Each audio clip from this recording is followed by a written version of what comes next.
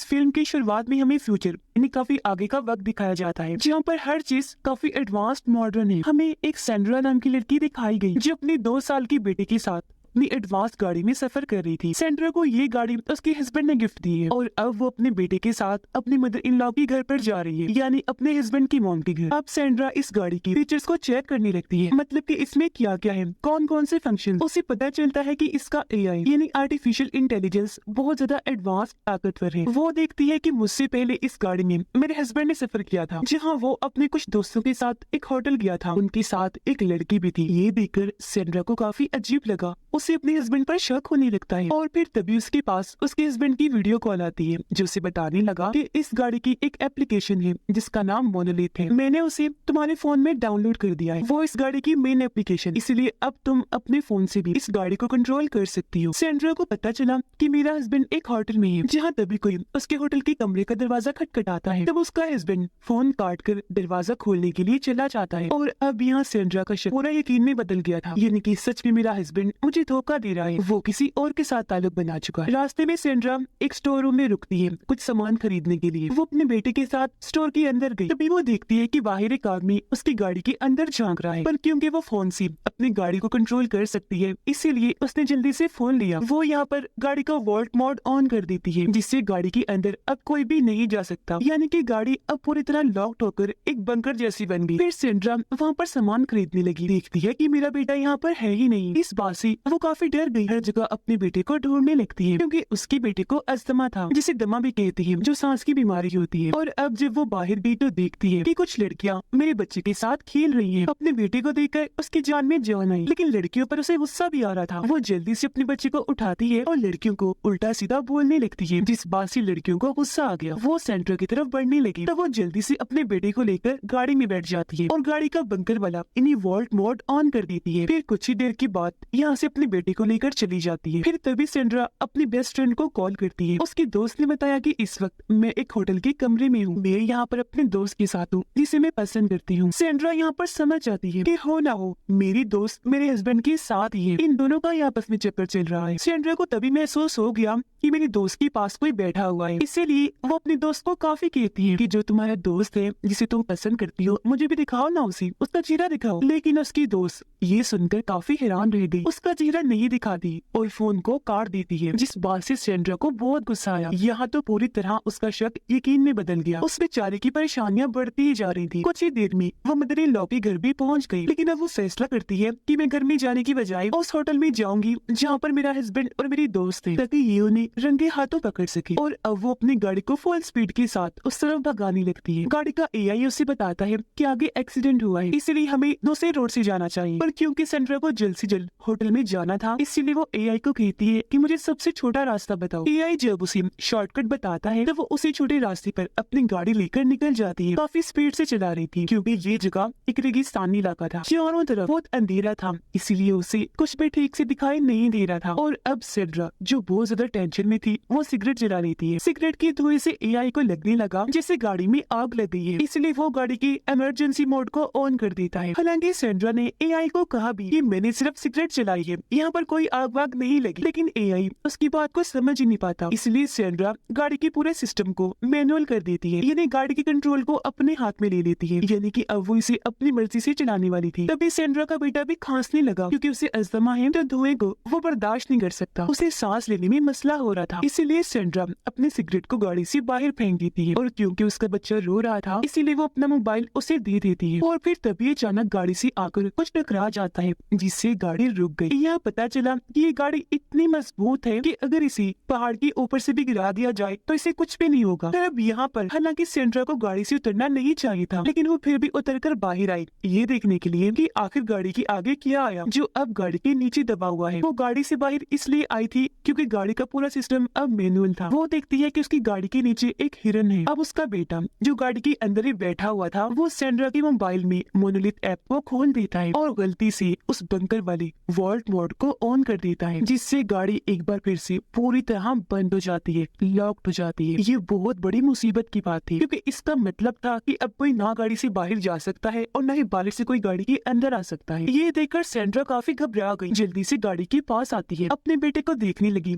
जो अभी ठीक था। वो सोचने लगती है कि अब मैं गाड़ी का दरवाजा कैसे खोलूं। वो पेड़ की टहनी से हाथों से भी उसे खोलने की कोशिश करती है, लेकिन कोई फायदा नहीं होता। सैंड्रा देखती है कि मेरे बेटे ने अभी भी उसी एप्लीकेशन को ही खोला हुआ है। बेदिखाने में वो उसे ये समझाने की कोशिश करती है कि किसी तरह वॉल्ट मोड को ऑफ कर दे, लेकिन जाहिर है वो बच्चा सिर्फ 2 साल का ही था, तो इन बातों को समझना उसके लिए नामुमकिन था। जहाँ तभी अचानक उसके बेटे के हाथ से मोबाइल छूटकर नीचे गिर जाता है और अब वो फोन भी नहीं उठा सकता, क्योंकि उसे सीट बेल्ट लगी हुई थी और अब बच्चा अपनी सीट बेल्ट को भी नहीं खोल सकता था। बाहर सैंड्रा बहुत परेशान हो जाती है। वो एक पत्थर उठाकर गाड़ी का शीशा तोड़ने की कोशिश करती है, पर जाहिर है ये दुनिया की सबसे मजबूत और महफूज गाड़ी थी, तो इसके शीशे को भी तोड़ना नामुमकिन था। सैंड्रा बहुत ज्यादा घबरा जाती है। उसे याद आया कि मैंने पीछे एक पावर हाउस देखा था, इसीलिए ये जल्दी से भागकर वहाँ पर जाती है मदद मांगने, लेकिन वहाँ पर कोई भी नहीं होता। वहाँ पर एक फोन भी था जो उठाकर जल्दी से सैंड्रा मदद मंगवाने लगती है, पर पता चला कि ये फोन भी खराब है, इसीलिए एक बार फिर वो गाड़ी की तरफ जाने लगी, पर उसे एहसास हुआ कि मेरे आसपास कोई जानवर है। वो काफी डर गई, जल्दी से भागी, गाड़ी की छत पर चढ़ के बैठ जाती है। जब उसने चारों तरफ लाइट मारकर देखा तो उसके पीछे सच में एक जानवर पड़ा हुआ था, पर अब वो इतनी आसानी से उसकी जान छोड़ने वाला नहीं था। वो गाड़ी के आसपास घूमने लगता है सैंड्रा को पकड़ने के लिए। ये देखकर सैंड्रा को एक आइडिया आया। वो एक कुल्हाड़ी लेकर गाड़ी पर जोर से देकर मारती है, जिससे गाड़ी का अलार्म बजने लगा। उसकी तेज आवाज सुनकर वो जानवर वहाँ से भाग जाता है और ऐसे ही फिर रात गुजर गई। जैसे ही सुबह हुई सैंड्रा देखती है कि जहाँ पर मेरी गाड़ी खड़ी हुई है वहाँ पर दूर दूर तक बस रेगिस्तान ही है, जिसका मतलब साफ था कि आसपास से तो इनको कोई मदद मिल ही नहीं सकती। तभी उसे याद आया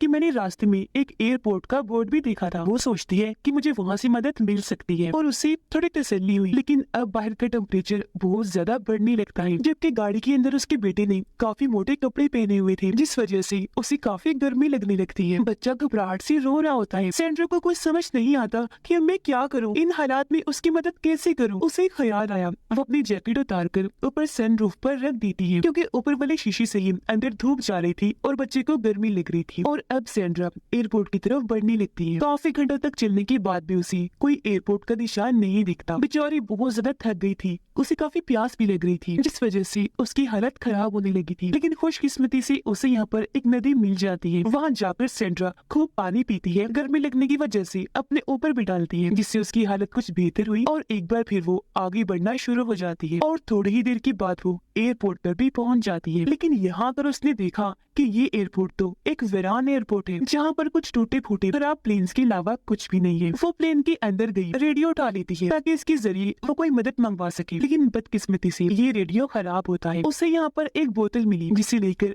वो प्लेन से नीचे उतर जाती है। उसने प्लेन के 2 टायर भी जला दिए थे, जिसके बाद वो आगे बढ़ गई। टायर उसने इसलिए जलाए थे ताकि वहाँ आग और धुआं देखकर कोई इनकी मदद करने के लिए इस तरफ आ जाए। सैंड्रा अब बोतल लेकर नदी तक आ गई, जहाँ से वो खूब पानी भरने लगती है। और जैसे ही वो अपनी गाड़ी के पास पहुंची देखती है कि मेरी जैकेट जो मैंने सनरूफ के ऊपर डाली थी वो नीचे गिरी पड़ी है, जो देखकर वो डर गई। उसे अपने बच्चे की फिक्र होने लगती है, इसलिए वो भागकर गाड़ी की तरफ बढ़ने लगी। गाड़ी के पास आकर देखती है कि गर्मी की वजह से मेरा बेटा बेहोश हो गया है, साथ ही उसकी हालत भी काफी खराब है। इसीलिए वो अपने साथ लाया हुआ पानी गाड़ी के ऊपर डाल देती है ताकि टेम्परेचर थोड़ा कम हो सके। अब हालांकि गाड़ी का फैन चल रहा था, पर एसी न चलने की वजह से उसके बच्चे को इतनी गर्मी लगी कि वो बेहोश हो गया। यहाँ सैंड्रा को एक आइडिया आया। वो गाड़ी के फ्रंट सामने वाली साइड जहाँ वेंटिलेशन होती है, हवा अंदर जाती है, वहाँ पर वो आग लगाकर धुआं पैदा करती है ताकि धुआं अंदर जाए और गाड़ी अपनी खिड़कियों को खोल दे। लेकिन ऐसा कुछ नहीं होता, बल्कि इसका उल्टी होता है। जब धुआं अंदर जाता है तो गाड़ी का ऑटोमेटिक सिस्टम बजाय खिड़कियों को खोलने की वेंटिलेशन को ही बंद कर देता है, जिससे थोड़ी बहुत हवा जो पहले अंदर जा रही थी वो भी अब जाना बंद हो जाती है, जिस वजह से सैंड्रा काफी दुखी होकर रोने लगती है। वो इतनी परेशान हो गई थी कि फौरन उठी, हथौड़ा लेकर गाड़ी पर हमला कर देती है। कई बार उसने हथौड़े से गाड़ी पर मारा, लेकिन उस पर एक खरोच तक नहीं आई, जिससे यहाँ ये बात क्लियर हो गई कि इस गाड़ी को किसी भी तरह से तोड़ा नहीं जा सकता। और अब सैंड्रा पूरी तरह से थक हार कर वहीं पर लेट जाती है, जिसके बाद दिखाया गया कि कहानी में कुछ साल गुजर गए हैं, जहाँ सैंड्रा अपने अपने हस्बैंड के साथ इसी जगह पर आती है क्योंकि उस गाड़ी वाले हादसे में उसके बेटे की मौत हो गई थी, जिसके बाद सेंड्रा ने उसे यहीं पर दफन कर दिया था। यहाँ उसका हस्बैंड कहता है कि तुमने हमारे बच्चे को मारा है, तुमने ही उसे गाड़ी के अंदर बंद कर दिया था। जो सुनकर सेंड्रा काफी रोने लगती है और अचानक ही अब सेंड्रा की आंख खुल जाती है क्योंकि ये सब कुछ वो सिर्फ सपने में ही देख रही थी। उसे फौरन अपने बच्चे का ख्याल आया। गाड़ी के पास आकर वो देखती है कि मेरा बेटा एक ही पोजीशन में बैठा हुआ है, वो जरा भी हरकत नहीं कर रहा, बिल्कुल जैसे पत्थर बन के बैठा है। सेंड्रा की आंखों में दुख साफ नजर आ रहा था क्योंकि वो समझ गई थी कि अब मेरा बेटा सच में मर गया है, हमारे साथ इस दुनिया में नहीं रहा। अब दुखी होती हुई अपने बच्चे को कहती है कि तुम तो सीधा हेवन जन्नत में जाओगी, जबकि मैं हेल जहन्नम में जाऊंगी। वो रो ही रही थी,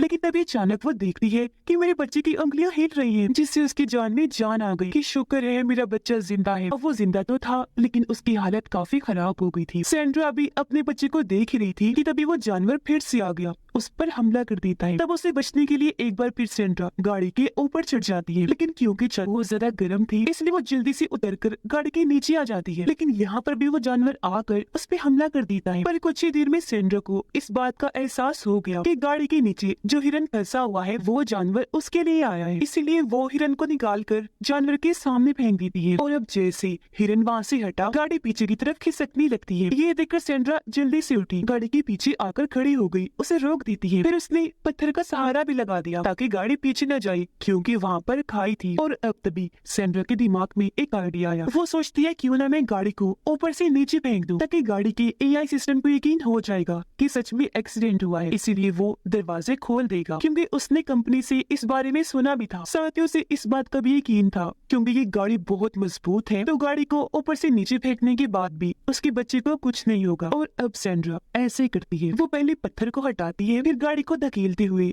खाई में नीचे फेंक देती है। और अब जब गाड़ी हवा में थी तो एआई सिस्टम को पता चल गया था कि गाड़ी हवा में है, जिसका मतलब है कि गाड़ी का एक्सीडेंट हो गया है। इसीलिए गाड़ी अपने मोशन सेंसर को ऑन कर देती है, जिससे होता ये है कि गाड़ी खुद ब खुद बैलेंस में आ जाती है और बिल्कुल सीधी आकर जमीन पर लैंड होती है। आसपास बस धुआं उड़ रहा था। सेंड्रा जल्दी से नीचे आ गई। धुएं को देखकर वो काफी डर जाती है, लेकिन जैसे गाड़ी के पास आई वो ये देखकर काफी हैरान रह गई कि गाड़ी इतने महफूज तरीके से लैंड हुई है। और एक अच्छी बात, अब दरवाजा भी खुल गया था क्योंकि गाड़ी को डिजाइन ही इस तरह किया गया था कि जब लगे कि गाड़ी का एक्सीडेंट हुआ है ये अपने दरवाजे खुद ब खुद खोल देगी, यानी कि दरवाजे अनलॉक्ड हो जाएंगे। और अब सेंड्रा अपने बेटे को गाड़ी से बाहर निकालती है। वो उसके सारे कपड़े उतार कर उसे छांव में लेकर बैठ जाती है ताकि उसे ठंडक महसूस हो। लेकिन अभी भी बच्चे की हालत काफी खराब थी, जबकि गाड़ी एक बार फिर से खुद को रिबूट कर देती है। और अब जैसे गाड़ी रिबूट हुई वो चलने की दोबारा काबिल हो जाती, इसलिए सेंड्रा जल्दी से अपने बच्चे को लेकर गाड़ी में बैठ गई। वो गाड़ी के एक मोड को जैसे ऑफ करती है गाड़ी के टायर उड़ जाती है। सेंड्रा के सामने कुछ चट्टानें थी जिन पर वो बिना डरे चलना शुरू हो जाती है क्योंकि वो जानती थी कि ये गाड़ी किसी भी रोड पर आसानी से चल सकती है। और अब सेंड्रा गाड़ी की स्पीड काफी तेज कर लेती है। काफी मुश्किल चट्टानों को पार करने के बाद आखिर वो मेन रोड तक आ ही जाती है। यहाँ से सीधा सेंड्रा अपने बेटे को